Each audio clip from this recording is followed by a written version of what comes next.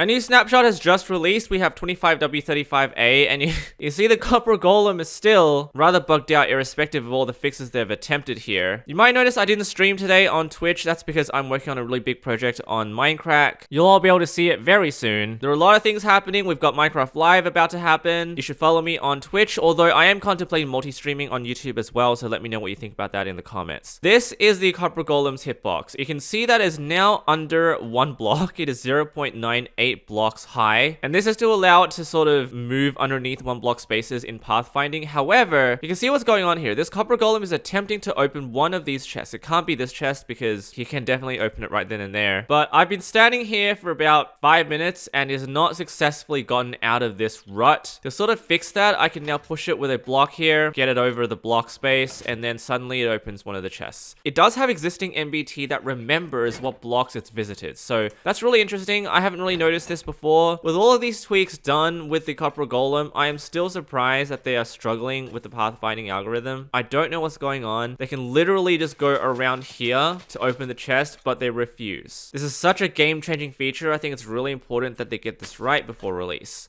It's completely lost when it's in a boat. Next, you can now render player heads in the text field. This is huge. Now, there are still some limitations which I really wish they would change. I will elaborate on that in a second. With the new player object type, you can simply input the name of the player that you want to specify. So with this, I can now show my player head as a title, Ellie Beatmaker, and now I've got...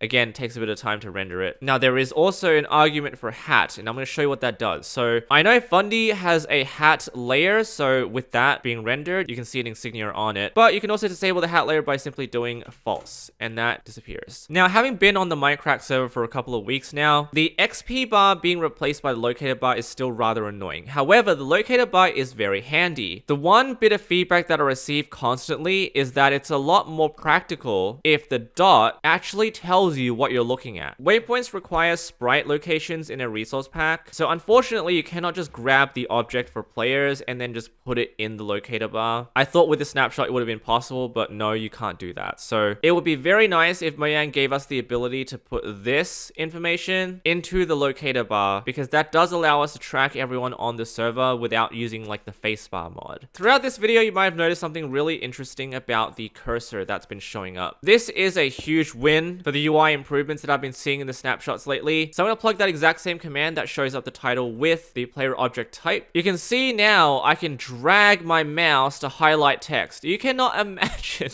how much of a struggle that is. Now, obviously, command blocks are a kind of a thing of the past, but this doesn't just apply to command blocks. This applies to every single UI element that uses text. Now, that is not the only change. If I took a screenshot like this, it is now a lot more obvious that this is clickable text. This applies to game menus, so you can see that if I move my mouse over these buttons, it now changes, teleporting to structures as well, and buttons that you cannot immediately click. One thing I would like to see is the ability to double click on a word to wrap around the text, but honestly, not a big deal. And now there are 4 new game rules here that I want to talk about. All of them are directly related to server properties and the fact that they are no longer going to be used in that file. Obviously, this is just so that you don't need to restart the server every time you modify it. The first one is game rule PvP. With this game rule, you can now set it to false to prevent PvP for any period of time. Secondly, there is now allow entering nether using portals. It's important to note that if you set this to false, like it is right now, while you can't enter the nether using a portal, the nether is still functioning. So I can still teleport to the nether and I can still re-enter the overworld with the portal. It's just that I cannot enter the nether using a portal. Third, there is a game rule for spawn monsters. This is set to true right now, but you can see there are no mobs. In fact, if I just go time set night, still no mobs. I do find it interesting that this works hand in hand with do mob spawning. If I set spawn monsters to false and then do mob spawning to true, I'm still seeing monsters. So I don't really know how this is meant to work. The do mob spawning game rule has to be the overriding factor here. And finally, we have the game rule for enable command blocks. This is wonderful. I don't know why it's taken them so long to give us the ability to disable command blocks in single player, but now you can. If I say something like this, you can see that command blocks are not enabled on the server. Let's enable it, and now it works again. That's it. Those are all the changes in this snapshot. These are all massive changes. Plenty of fixes are still required before this full release is completed. We'll wait and see what happens there. Thanks for watching. As always, I'll keep you posted, and happy birthday, Vintage Beef.